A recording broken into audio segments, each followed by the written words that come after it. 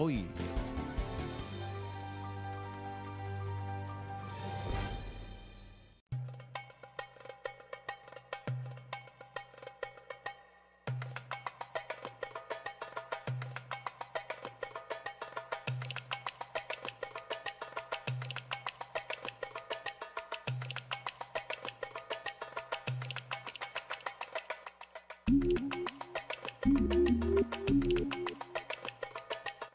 Sí, bueno, un corredor biológico es aquel área que permite la conectividad entre parches de bosque, entre áreas protegidas. Es un sitio muy importante porque permite la conectividad y el paso de mucha fauna. En Costa Rica, muchos de los corredores que hay, por lo que tengo entendido, no fueron creados con un criterio tan técnico como ese. Es decir, nunca se ha demostrado si realmente esas áreas que hoy se denominan corredores cumplen esa función. Los corredores biológicos ahora viene a cambiar un poco en Costa Rica esa tendencia de que sean corredores biológicos pensando solamente en bosque. Tenemos también ciudades insertas y tenemos algunos corredores biológicos que están tomando las cuencas de los ríos, lo cual es bien importante porque nos ayuda a darle un respiro a las ciudades, por ejemplo a la gran área metropolitana. Por ejemplo, un río también puede considerarse un corredor. Y eso es otra cosa, que muchas veces algo que es un corredor para una especie, porque los corredores deberían ser grupo o especie específicos, va a ser una barrera para otros organismos. Por ejemplo, un río puede ser un corredor para una especie de pez, pero va a ser una barrera, por ejemplo, para primates, para monos, por ejemplo, en algunos casos, si el río es muy ancho, por ejemplo. Entonces, lo que para una especie es un corredor, para otra especie puede ser una barrera. Muchos corredores biológicos contribuyen a lo que es la conectividad entre las áreas protegidas que ya existen en el país. De ahí la importancia de estos corredores biológicos y de su consolidación.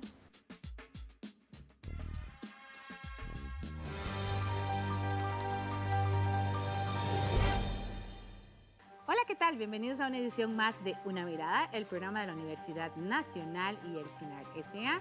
Mi nombre es Maribel Quiroz Jara y en esta oportunidad vamos a darle una mirada al tema de los corredores biológicos. ¿Por qué? Porque es un interesante tema que se está considerando en la materia de conservación. ¿Son tan importantes o no son tan importantes? Pues de eso vamos a hablar hoy. ¿Por qué? Porque los corredores biológicos pues también nos involucran a nosotros, los seres humanos. Para hablar de este tema, hoy nos acompaña Eduardo Carrillo, quien es el director del Instituto de Conservación y Manejo de Vida Silvestre de la Universidad Nacional, el ICONVIS. Bienvenido una vez más a Una Mirada, don Eduardo. Muchas gracias, Maribel. Además, nos acompaña Lindsay Canet, quien es especialista en corredores biológicos del Centro Agronómico Tropical de Investigación y Enseñanza, el CATIE. Bienvenida. Muchas gracias. Y además tenemos la participación del señor Olivier Chazot, quien es gerente general del Centro Científico Tropical. Bienvenido. Muchas gracias, igualmente. Muy bien. La idea de este programa es explicarle a la gente en qué consiste un corredor biológico, cuál es la situación de este tema en Costa Rica y cuáles serían como las perspectivas, desafíos y las cosas en las que tenemos que trabajar como país. En particular por ser importante que la población conozca para que en el caso de que sea necesario pues tenga una participación activa en este tema como en cualquier otro que tenga que ver con el ambiente y con el cuidar el planeta en que vivimos, por ser una responsabilidad de todos y todas. Por eso, tal vez para iniciar, me gustaría que me ayuden a explicarle a la gente qué entendemos por un corredor biológico. Tal vez, don Eduardo. Uy, bueno, me tocó la El parte más designado. difícil. Bueno, realmente uno puede definir un corredor biológico de cientos de maneras. Si usted lo busca en internet, por ejemplo, va a tener cientos de definiciones diferentes. Y eso ha ido cambiando con el tiempo. Si hablamos de a 15 años atrás, por ejemplo, se concebía un corredor biológico como la unión física entre dos áreas de conservación grandes. Ese concepto ha ido variando con el tiempo. Ahora la definición de corredor es completamente diferente.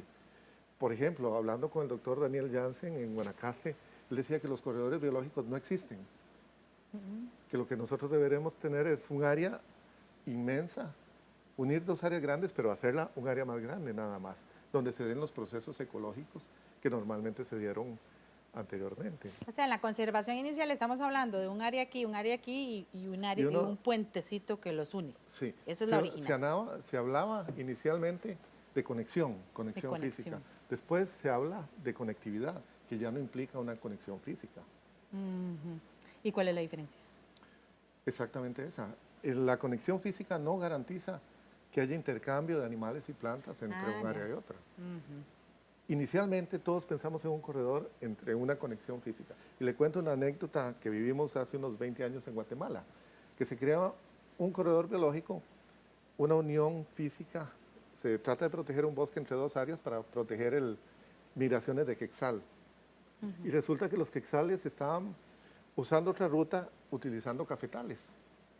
Porque nosotros pensamos en términos lineales, la distancia más cerca entre dos puntos. Y no necesariamente, ¿verdad? Hay otros factores que inciden sobre la utilización de plantas y animales de un corredor biológico. Sí, esa anécdota realmente ilustra muy bien la discusión que hay incluso en el ámbito mundial sobre el tema de corredores biológicos y conectividad. Hay tantas definiciones, digamos, como hay puntos de vista sobre la conservación, sobre las funciones ecológicas y aquí en Costa Rica, pues desde más de una década y media, casi 2 décadas, estamos trabajando, digamos, iniciativas de conservación de la conectividad que nosotros todos, el público y los profesionales llamamos corredores biológicos, pero realmente hay muchas maneras de verlos y como dice Eduardo, principalmente al inicio se considera un corredor biológico, digamos, como un espacio geográfico determinado que une o mantiene cierta conexión o conectividad entre áreas protegidas, pero ese concepto ha evoluado a través del tiempo y bueno, los tres aquí hemos trabajado mucho esos temas en la última década y hemos visto más bien ese desarrollo y esos cambios que han sido muy, muy interesantes, partiendo de una perspectiva muy ecológica o muy biológica, hasta incluir la sociedad y el ser humano como parte central, digamos, de estas iniciativas. Sí, de hecho, la perspectiva de Janssen, pues, es una perspectiva original que lo que hace es llevarnos a pensar que volvamos al estado prístino, ¿no? Exactamente, donde todo está unido.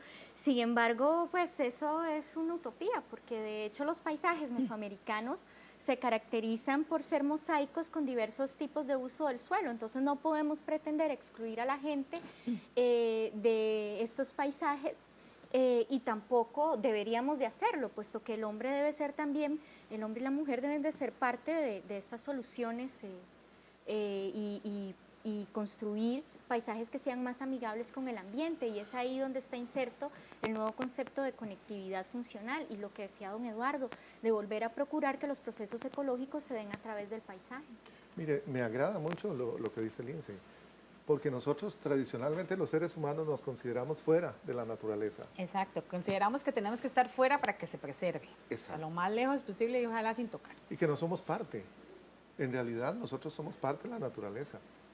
Y cuando hablamos de corredor o de cualquier tema de conservación, el ser humano tiene que ser incluido. Eso es básico. Ahora, pero en esa inclusión debe haber algún grado de trabajo con esas comunidades. Esto ha sido muy interesante porque ha sido todo un proceso de aprendizaje. Yo recuerdo que cuando estaba iniciando con el tema de corredores, recibí una charla de don Eduardo en un congreso de la SMMC, digo, del CBM que se dio en el Hotel Corobicí hace mucho tiempo. Ahí también conocía a Olivier. Y ahí empezamos como a tratar de entender cómo estas estrategias se podían implementar en el campo, porque la teoría estaba muy clara, ¿no? Conectamos A con B, pero a la hora de llevarlo a la práctica, eso no estaba pasando. Y todo este proyecto de corredor biológico mesoamericano, que tenía el objetivo de unir desde el sur de México hasta Panamá, lo que vino fue precisamente a poner sobre la mesa cómo íbamos a involucrarnos con las comunidades humanas y llegar a la conclusión de que la conservación solo es posible a través de las personas. Claro, y ese tema del corredor biológico mesoamericano precisamente creo que es uno de los temas que podríamos discutir más ampliamente más adelante. Pero realmente el proyecto como tal, que fue una iniciativa que, digamos, se gestó a través de los diferentes países, desde México hasta Panamá, pues tuvo una vida, se concibió como un proyecto como tal, con un inicio, con un fin particular, que era como dinamizar las sociedades mesoamericanas para ver cómo podíamos dar una respuesta al aislamiento de las áreas protegidas. Tenemos muchas áreas protegidas en Mesoamérica, pero la mayoría son muy pequeñas, son aisladas, están desconectadas realmente. Y parte de los objetivos del proyecto CBM apuntaban precisamente a ver cómo podíamos volver a entrelazar estas áreas protegidas. Entonces, en el momento, digamos, de que ese proceso fue incorporado por los gobiernos, principalmente a través de los ministerios del ambiente y los diferentes sistemas nacionales de áreas protegidas, pues también se politizó de cierta manera, ¿verdad? Sí. Y los que estamos trabajando, digamos, en el campo, biólogos, ecólogos, antropólogos y con las comunidades, pues hemos visto como de cierta manera, en algunos países, no en todos, y realmente Costa Rica es una excepción en ese sentido, pues los fondos se han canalizado a través de estos ministerios y no siempre han llegado a las comunidades. Entonces, no todo el mundo ha sido, digamos, siempre partícipe de estos procesos, a excepción realmente de Costa Rica, donde hoy día tenemos un programa nacional y tenemos la sociedad civil involucrada y un montón de actores contribuyendo a estas iniciativas. Ahora, independientemente de cómo se conciba, porque como vemos hay diferentes criterios en ese sentido, ¿cuál es el fin principal de establecer un corredor biológico o de mantenerlo? No sé si es que se establece o se mantiene. Ustedes están aquí para que me lo expliquen, por favor. Claro, bueno, realmente hay muchos fines y creo que hay un problema o un tema de escala, digamos, y depende mucho de la perspectiva de cada uno, o sea, de nosotros como seres humanos, ¿verdad? Que muchas veces vemos el fin del corredor como la manera de mantener la conexión entre áreas protegidas o espacios naturales, ojalá lo más prístinos posibles, por ejemplo, cordilleras o gradientes entre la zona costera y montañas, etcétera. Pero para un colibrí, una abeja, un jaguar, una lapa verde o cualquier otro organismo, ¿verdad? El fin del corredor es completamente distinto, depende mucho, y es lo que mencionaba Eduardo y Lince al principio, ¿verdad? De cuáles son los objetos de conservación, de qué es realmente esa conectividad que todavía nos cuesta mucho medir y hace falta más investigación como la que está llevando a cabo el ICONVIS y en parte Katia también con otros temas donde realmente no sabemos todavía realmente qué es conectividad. Y en el ámbito mundial realmente hay un debate muy grande y en algunas partes del globo pues realmente se está cuestionando si los corredores biológicos son eficientes, son funcionales, si cumplen con la función que nosotros los seres humanos o profesionales estamos visualizando. ¿Y cuál es el origen de ese cuestionamiento? O sea, ¿qué es lo que bueno, principalmente calza, digamos, un debate sobre la virtud y el tamaño de las áreas protegidas, ¿verdad? En un mundo muy cambiante frente sí. a cambio climático, ¿verdad? Al uso antropogénico de la tierra y Costa Rica es un paisaje ya bastante modificado, ¿verdad? Hay otras realidades, digamos la Amazonia o algunas partes de Asia y de otros países. Pero realmente hay gente que critica el hecho de que estos corredores cuando son más artificiales o más forzados, digamos, por el ser humano, pues pueden incluso permitir el ingreso de patógenos, de especies exóticas, invasoras, que pueden más bien acabar con la biodiversidad que está concentrada en esas pequeñas y aisladas áreas protegidas.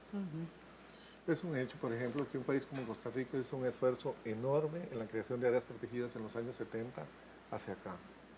Y en los años 70, con el conocimiento que teníamos, pensábamos que áreas, por ejemplo, como Corcovado, de 45.000 hectáreas, eran suficientemente grandes para mantener la biodiversidad que originalmente se encontraba ahí. Con el tiempo, con la investigación, con el conocimiento generado, nos damos cuenta que no. Entonces tenemos un país con muchas áreas protegidas, la mayoría pequeñas y aisladas. Y entonces lo que hemos hecho básicamente es alargar la agonía de la pérdida de recursos naturales, si no hacemos algo. Una solución propuesta han sido los corredores biológicos. ¿Cuáles en Costa Rica podríamos denominar corredor biológico? Para ubicar un poco a la gente. Uy, hay muchos. El último censo, Oli, no sé si anda por 24 corredores que teníamos en el último diagnóstico nacional. que están oficializados por el gobierno. Y todas las áreas de conservación del país tienen sus corredores biológicos. De hecho, cuando se inició el proyecto de corredor biológico mesoamericano, el objetivo era conectar todas estas áreas protegidas a través de corredores biológicos. Se dio un proceso de concientización y movilización de recursos técnicos y también humanos y sociales, y que ha llevado a la fecha que tengamos más de 24 iniciativas y que realmente sea muy proactivo en la creación de corredores biológicos. De hecho, hoy por hoy no podríamos decir a este año cuántos tenemos, porque han habido por lo menos desde inicios, no sé, 3 corredores más que se han querido oficializar. Y de hecho estamos incursionando en otro tema que, bueno, tal vez no viene más al caso, pero que son corredores inclusive interurbanos, en zonas urbanas. Lo que sí atañe a todas estas estrategias de conservación, sin meternos tanto en la discusión de la conectividad y no, porque aquí siempre los expertos van a estar a favor o en contra, es que estos paisajes contribuyen a la funcionalidad de los ecosistemas, es decir, a la provisión de servicios ecosistémicos que son esenciales para la vida humana, donde la fauna juega un rol muy importante en todos estos procesos ecológicos. Es por eso que es importante. Sí, actualmente el Sistema Nacional de Áreas de Conservación contabiliza, digamos, 36 corredores biológicos, pero claro está que muchos de ellos son diseños en un mapa. No todos, como dice el INCE, cuentan con un grupo gestor o, digamos, organizaciones de la sociedad civil y del gobierno que están motivando, digamos, las acciones a favor de esa conservación de la conectividad.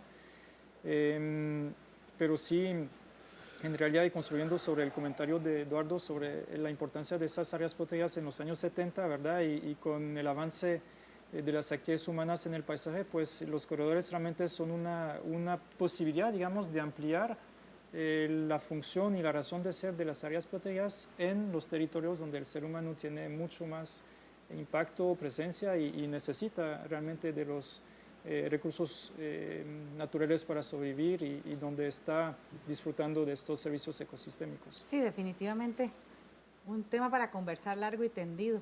Como vimos en el segmento anterior, es mucho lo que se puede hablar sobre corredores biológicos, pero también es bastante la discusión que hay en torno a cómo debe considerarse un corredor biológico y cómo debe constituirse. En fin, hay múltiples cuestionamientos que es de los que estamos hablando en este momento. Como ejemplo del trabajo que se está haciendo en Costa Rica en este tema, Una Mirada conversó con la investigadora Giselle Monge del Centro Científico Tropical, quien explicó la importancia de los 3 proyectos que desarrollan en Costa Rica en el marco de los corredores biológicos. En el caso del Centro Científico Tropical, tiene varias áreas protegidas que están dentro de estos corredores biológicos. Entonces, estos son núcleos de bosque que ayudan a la conectividad entre esas áreas protegidas. En el caso del Centro Científico Tropical, trabajamos en 3 diferentes corredores biológicos que existen en Costa Rica. En el caso del corredor biológico San Juan La Selva, que es un corredor biológico que conecta el sureste de Nicaragua con el norte de Costa Rica, en este corredor biológico, desde el 2001, el Centro Científico Tropical está en la coordinación de esta alianza. El otro corredor biológico es el corredor biológico del pájaro campana, que está en Monteverde. Igual el corredor San Juan La Selva protege una especie que es la lapa verde, esa es la especie bandera del corredor. En el caso del corredor del pájaro campana, igual está lo que es el pájaro campana, y el otro corredor biológico en el cual está involucrado el Centro Científico Tropical es el corredor biológico Alexander Scott, que está en Pérez Celedón. Entonces, igual cada uno de estos corredores biológicos pues tiene un fin para el cual fue creado. Muchos corredores biológicos contribuyen a lo que es la conectividad entre las áreas protegidas que ya existen en el país.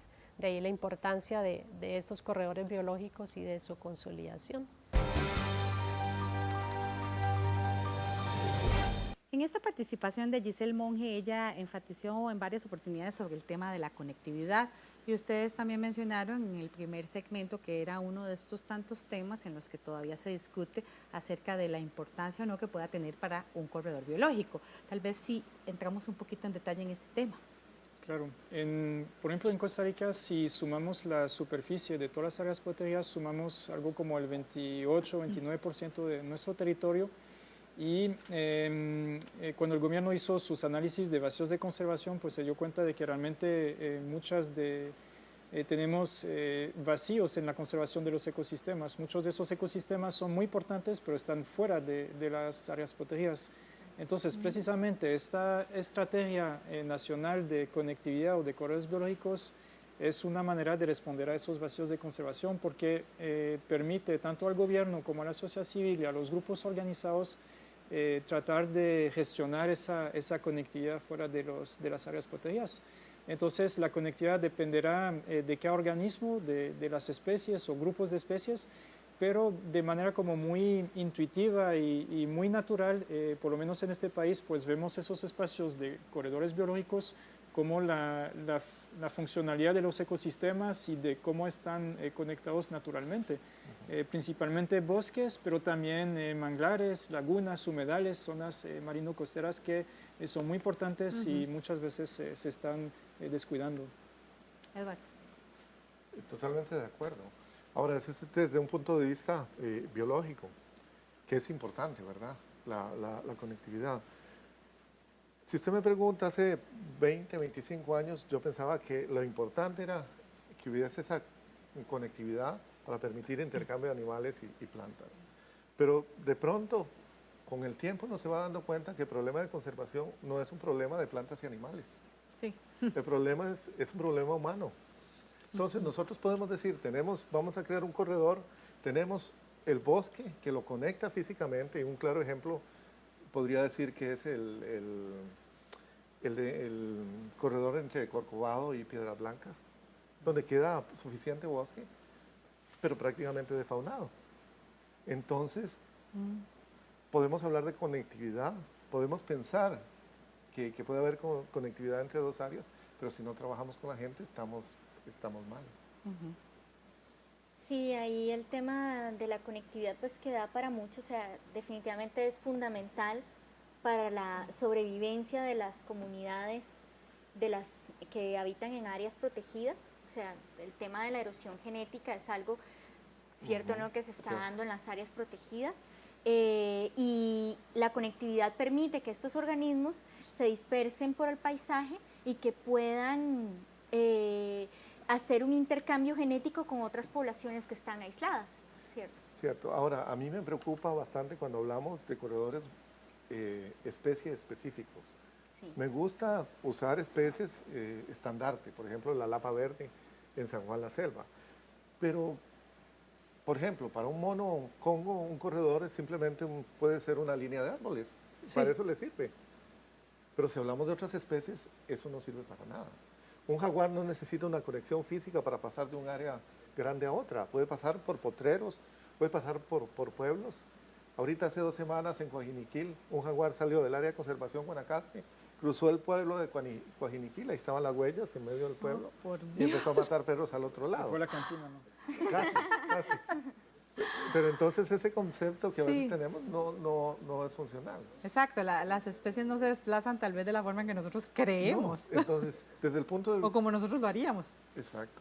Desde el punto de vista biológico, me gusta más la idea de mantener procesos.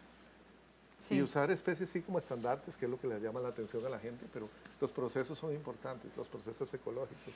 Sí, ahí también es interesante, por ejemplo, con el caso del San Juan la Selva, en el que Giselle y Olivier han trabajado desde antes de sus inicios. ¿Cómo fue el único corredor que se diseñó con base en los movimientos de esta especie y cómo se centró toda su planificación en la conservación de esta especie? Pero sin embargo, todos los beneficios, yo no sé, Olivier, si ustedes visualizaron la gran cantidad de beneficios que iban a obtener con el trabajo a través de la Lapa Verde, todos los beneficios sociales, y si alguna vez se imaginaron ustedes el involucramiento tan grande que iban a tener con la sociedad. No, claro, al principio no se podía prever todo eso, ¿verdad? Y realmente, bueno, el tema del Alapa Verde, que hoy es bastante conocido por los ciudadanos y al principio cuando George Powell estableció el pequeño proyecto de investigación, realmente la idea era ver qué estaba pasando en el paisaje, digamos, en esos espacios de bosques y de conectividad con una especie en particular que estaba declinando realmente, pero rápidamente se cambió, digamos, la dinámica del proyecto para convertirlo en una iniciativa de conservación. Y es cuando empezamos a trabajar con la gente, con las organizaciones, tocando todos los temas y realmente utilizando la lapita como nada más una bandera que representa todo un ecosistema muy importante y ese montón de funciones ecológicas que menciona Eduardo y que en la mayoría de los casos desconocemos casi por completo sus mecanismos y su importancia. Entonces realmente eso ha sido una experiencia muy linda que nos ha permitido como abrir mucho el tema de la ciencia para involucrar a la gente y construir una visión mucho más amplia, ¿verdad? Sí, claro. Sobre este tema, el académico del ICOMBIS de la Universidad Nacional, Manolo Espinola, cuestionó el establecimiento de los corredores biológicos en Costa Rica, pues indicó que no se ha comprobado que por estos territorios transiten los animales que se quieren proteger.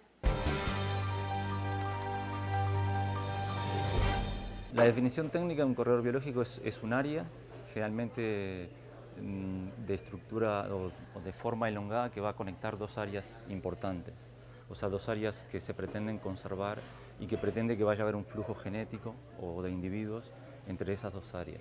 Ahora, en Costa Rica, muchos de los corredores que hay, por lo que tengo entendido, no fueron creados con un criterio tan técnico como ese. Es decir, nunca se ha demostrado si realmente esas áreas que hoy se denominan corredores cumplen esa función.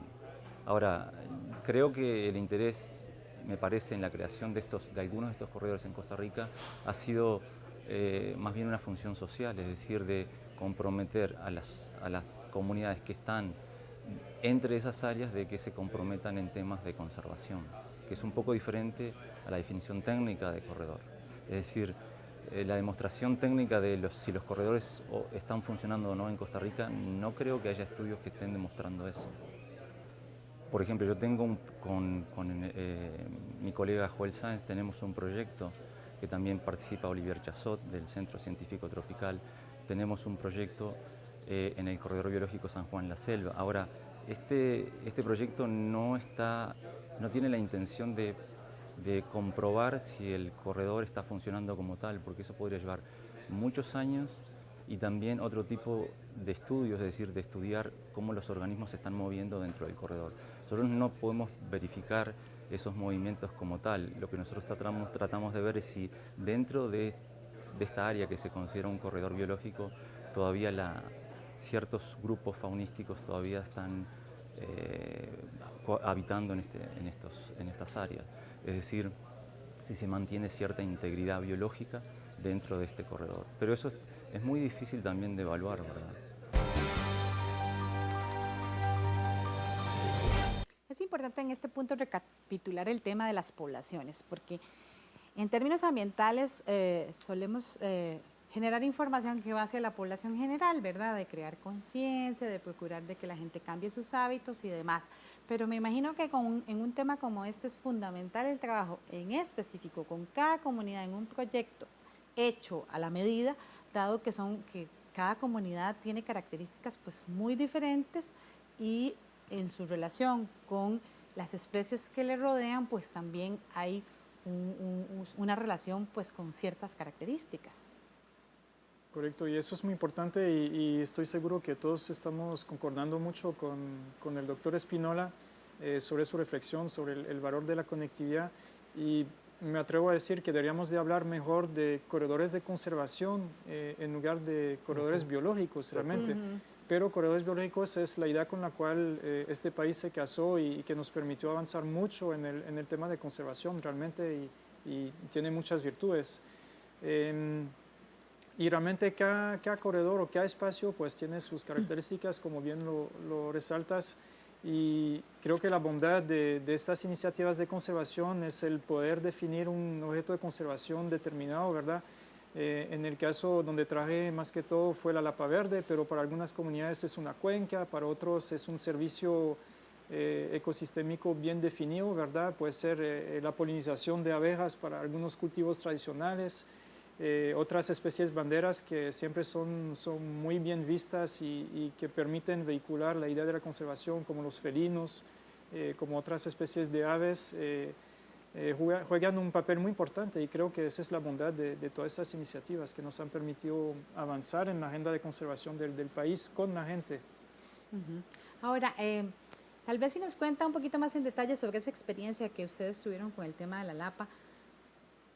¿Qué fue lo más fácil, lo más difícil de trabajar con las personas que estaban alrededor? Bueno, trabajar con las personas nunca es fácil y realmente hemos pasado por diferentes etapas. Iniciamos con un proyecto de investigación muy sencillo, para decirlo de esa forma. Trabajamos telemetría con la Lapa Verde, entonces eso nos permitió ver que sí se desplazaba a través del paisaje y que utilizaba ciertas áreas para anidar, otras para desplazarse, y de ahí diseñamos, digamos, en función de la Lapa Verde, el corredor biológico San Juan la Selva. Al principio iniciamos con una campaña de educación ambiental muy fuerte, año y medio intensivos en la zona norte del país, en San Carlos Sarapiquí, y luego abrimos el espacio en el 2001, cuando precisamente estábamos subiendo todos en el gran tren del proyecto del Corredor Biológico Mesoamericano y de cómo adaptar esa iniciativa en nuestra cultura nacional.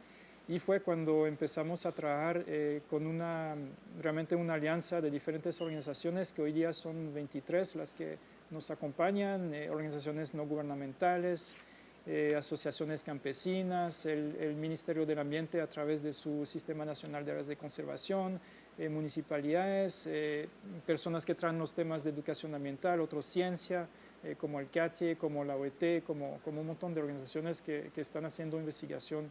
Entonces, la parte más dura de trabajar con la gente es en el tema de áreas protegidas. De hecho, el grupo gestor o la Alianza de San Juan la Selva fue motor de la creación de un refugio nacional de vida silvestre nuevo, Maquenque, que ha generado mucha polémica en el ámbito local, ¿verdad?, en las comunidades, y hemos pasado momentos muy fuertes, muy duros, con muchas amenazas de muerte y muchos problemas.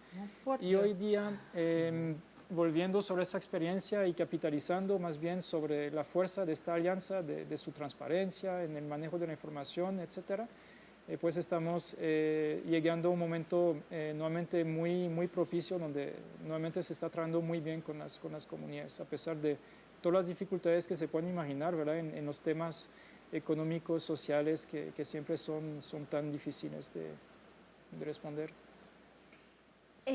Con el tema de la participación de las comunidades, sí, o sea, en el San Juan la Selva fue todo un tema. Me imagino que don Eduardo podrá todavía contar todo otro tema en OSA. Se va a estar acordando, ¿no?, más de una anécdota. Pero lo importante es que actualmente ha tenido una gran acogida en los grupos locales, y de hecho la forma en que se oficializan corredores biológicos en Costa Rica y el proceso, cómo se lleva, es que son iniciativas que tienen que salir y ser construidas por los grupos locales. ¿Por qué? Porque necesitamos que estos grupos locales se apropien. Claro, tiene que llevar un acompañamiento técnico, ¿no?, que es el que nos lleva a, bueno, cuáles son las estrategias que se deben de seguir para la mitigación y la disminución de las amenazas que hay sobre los objetos de interés para la conservación. Pero la gente es la que trabaja y la que hace que este corredor sea una realidad. Eduardo, usted tiene sus anécdotas entonces. Pues sí. ¿Qué le digo, Maribel? Yo insisto, y estoy de acuerdo con mis colegas. Nosotros tenemos áreas protegidas, hemos hecho un gran esfuerzo como país en conservación de áreas protegidas, pero estamos estancados en términos de conservación. ¿Por qué? Porque hablamos mucho de que somos un país verde y lo lanzamos afuera del país, pero hacia adentro no estamos haciendo un esfuerzo. A nosotros nos falta educar a la gente, a los niños, a la gente en general. La mayoría de la gente acá, por ejemplo, no sabe dónde está Corcovado. Sí. Yo contaba ayer en el periódico, en una entrevista que me hicieron, Una de mis colegas está haciendo un trabajo allá con niños de escuela en OSA y les pidió que hicieran un dibujo sobre el efecto del cambio climático en la naturaleza. Y la mayoría de los niños dibujó jirafas, leones, gorilas, etc. Y sí, causa gracia, pero yo he tenido la experiencia a veces de ir a dar una charla en una escuela y no saben que, bueno, aquí tenemos otros animales que son pumas, jaguares, monos, etc. Si usted no conoce lo que usted tiene, usted no se va a preocupar en conservarlo. Entonces pasa también por un problema de educación. Identidad. Sí, y de ser consecuentes. Sí. Porque nosotros en este país, en general, y aquí apunto mucho a los políticos, con mucho respeto, no son consecuentes. Hablamos mucho, pero las áreas protegidas se nos están cayendo. Sí, y el tema de la educación ambiental en niños es fundamental, es la mejor apuesta como país que podemos hacer a realmente cambiar la conciencia en el largo plazo. Por ejemplo, en el área de conservación arenal Tempisque, un colega de nosotros, Germán Aguilar, que es funcionario del SINAC, él ha apostado mucho tiempo y esfuerzo a educar a niños de escuelas. Nosotros en CATI hicimos una investigación donde llevamos nuestros estudiantes y queríamos que el público en general, o sea, no las personas que trabajamos, las organizaciones que estamos matriculadas con el tema de corredor, sino que la gente que vive en ese paisaje, conocer cuál era su apreciación sobre el corredor biológico. Y era muy interesante que las encuestas que se las hacían a los adultos decían, yo he escuchado a mi hijo con ese cuento, espérese y lo llamo. Y eran los niños los que contestaban la encuesta. A ver, eso, antes de irnos a la pausa, me lleva a compartirles un dato muy interesante. La última encuesta de percepción que realizó el Instituto de Estudios en Población de la Universidad Nacional sobre medios de comunicación indica que el tema ambiental es el tema que ocupa el primer lugar, del cual quieren las y los costarricenses que les hablen los medios de comunicación. En el segmento anterior ustedes hablaban de la importancia de que la comunidad se involucre en este tema, pero que esto haya respaldado pues por acciones contundentes desde el punto de vista gubernamental y del gobierno local y demás, ¿verdad? Para que las cosas que tengan que cambiar para favorecer la preservación del ambiente y otras acciones asociadas a esto, pues surtan verdaderos efectos. Ahora, en esta materia de corredores biológicos, ¿qué tanto tenemos pendiente en Costa Rica? Bueno, pues ahí hay mucha tela que cortar. Sin embargo, cabe la pena resaltar que Costa Rica tiene la ventaja de que su gobierno se ha comprometido con el tema de corredores biológicos. Tenemos un programa nacional de corredores biológicos que está oficializado por decreto ejecutivo. Tenemos toda una serie de herramientas que hemos ido construyendo. Y este proceso de aprendizaje, de donde empezamos a concebir corredores lineales al punto en donde estamos actualmente, nos hace darnos cuenta que todavía el camino por recorrer es bastante. Tal vez uno de los principales retos es que en el último tiempo el tema de corredores biológicos se ha vuelto muy activo socialmente. Entonces vemos comunidades que son muy proactivas en el diseño de proyectos de conservación que no necesariamente están alineados con los objetivos de conectividad ni con esa visión del paisaje. Entonces la generación de conocimiento, de investigaciones puntuales que llenen todas esas preguntas que nosotros tenemos, por ejemplo, ¿qué arreglo espacial debe tener un corredor biológico para que realmente sea funcional? Y ahora que se dice en el informe del IPCC, del panel intergubernamental de cambio climático, que pone que corredores biológicos son la estrategia, una de las estrategias para la adaptación al cambio climático de los ecosistemas, pero ¿eso cómo se va a lograr? ¿Qué tan viables son para las poblaciones silvestres poder utilizar estos corredores biológicos? ¿Cómo va a ser los cambios con el cambio climático? O sea, una serie de preguntas que solo a través de la investigación se pueden contestar. Sí, precisamente sobre eso de qué estamos haciendo, el coordinador de corredores biológicos del Sistema Nacional de Áreas de Conservación aseguró a Una Mirada que tiene estudios actualizados que le permiten identificar las áreas que deben convertirse y protegerse como corredores biológicos.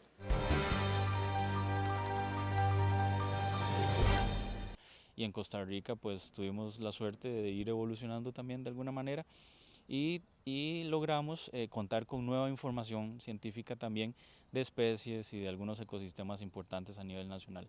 Todo esto se incluye dentro de un estudio grande a nivel país que se denomina Proyecto Grúas 2, básicamente que se establece como una herramienta de ordenamiento territorial para la conservación de la biodiversidad, identificando los vacíos de conservación, que son aquellos sitios que por su importancia en términos de biodiversidad deberían de estar conservados, pero que todavía no lo están, que no lo están ni siquiera a través de una iniciativa pública, a través de áreas protegidas o a través de una iniciativa privada.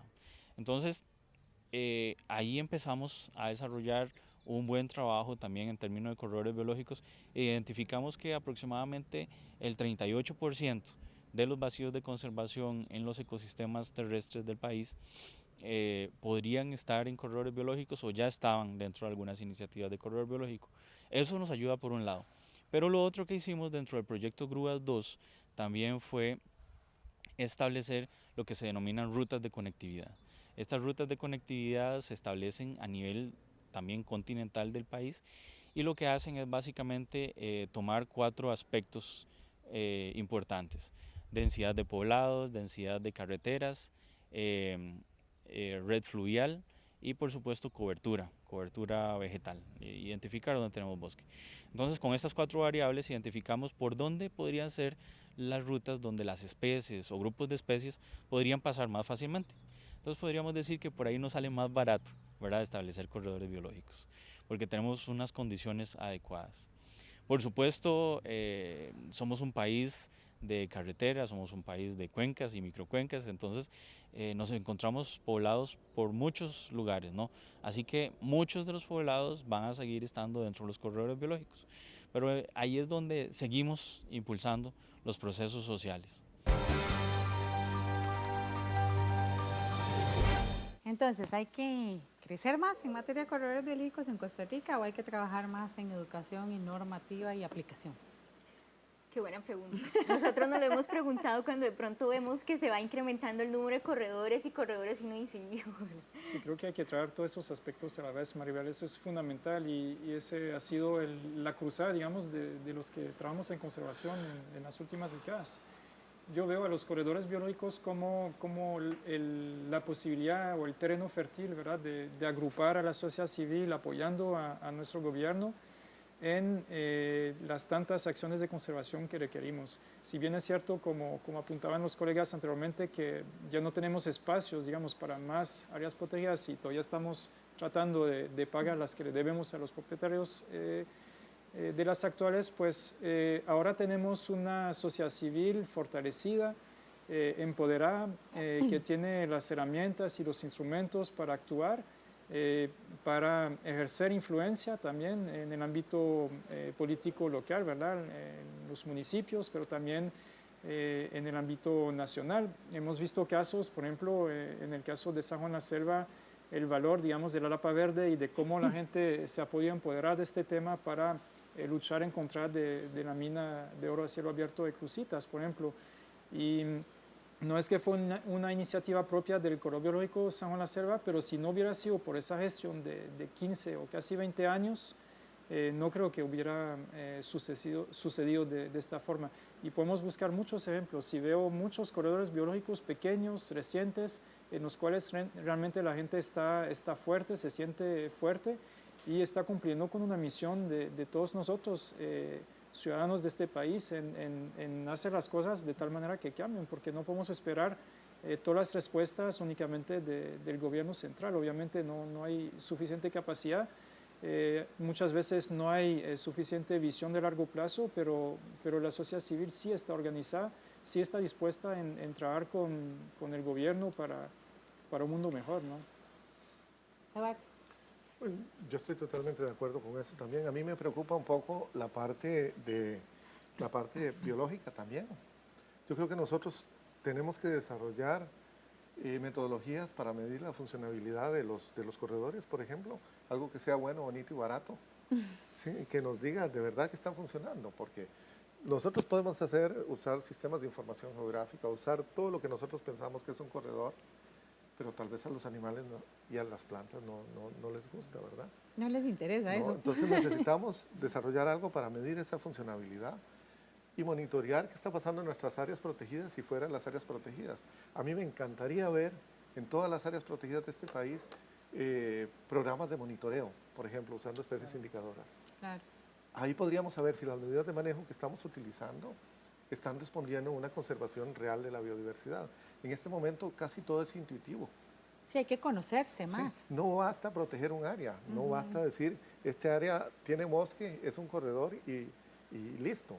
No, tenemos que saber realmente si está funcionando para justificar los recursos y el esfuerzo que estamos invirtiendo.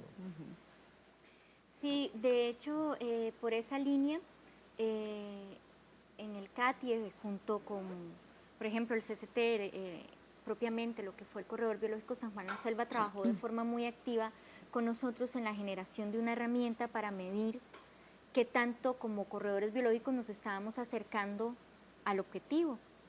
Esa herramienta, este estándar, permitió que en el 2009 hiciéramos el primer diagnóstico nacional sobre la efectividad de manejo de corredores biológicos.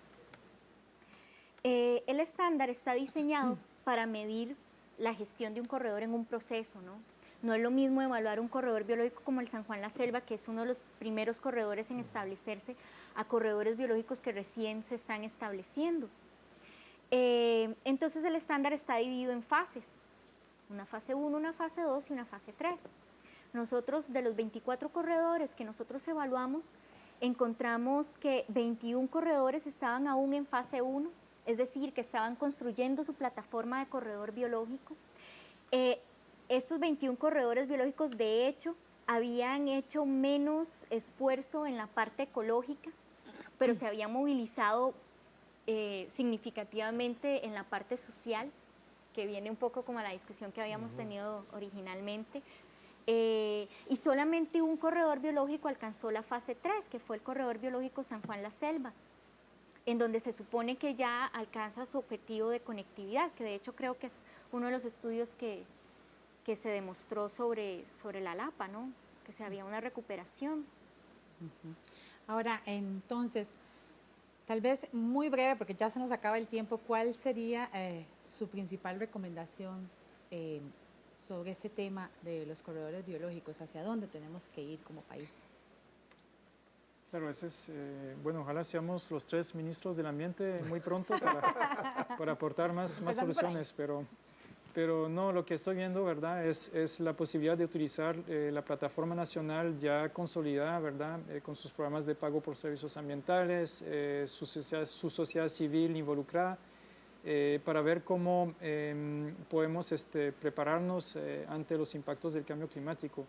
Veo la posibilidad de resiliencia ecológica, social también, y de los poblados, ¿verdad?, en esos territorios donde realmente se intuye que los impactos puedan ser muy fuertes, pero que también tengamos la posibilidad de mitigarlos. Y creo que Costa Rica en cierta medida está un poco más o mejor preparada que muchos de los países vecinos, y tal vez esto sea una ventaja, porque nuevamente nos toca a todos contribuir a esa misión y ver cómo prevenimos ese gran desastre que ya nos está encima. Su conclusión, Eduardo, en 30 segundos. Bueno, poco podría agregar a lo que dice Olivier, estoy totalmente de acuerdo. Yo creo que tenemos que seguir trabajando más en los corredores. Sin los corredores, la conservación realmente no, como dije al principio, es nada más alargar la agonía de la pérdida de recursos. Tenemos que trabajar en eso, en el campo social, en el campo científico también, y en el campo técnico, desarrollando metodologías nuevas. Muy bien, muchísimas gracias a ustedes, Eduardo, Lindsay, Olivier, por estar con nosotros en esta reflexión. Esperamos que las comunidades de verdad se comprometan en esta lucha por la preservación del ambiente, en las diferentes modalidades que se presenta, pero es el ambiente en el que vivimos, y por ende todos y todas nosotras pues nos tenemos que comprometer en este trabajo de una manera seria y comprometida, apoyando a instancias como estas que trabajan por la preservación del medio en que vivimos. Muchas gracias por acompañarnos en Una Mirada, lo esperamos la próxima semana con más. Hasta pronto.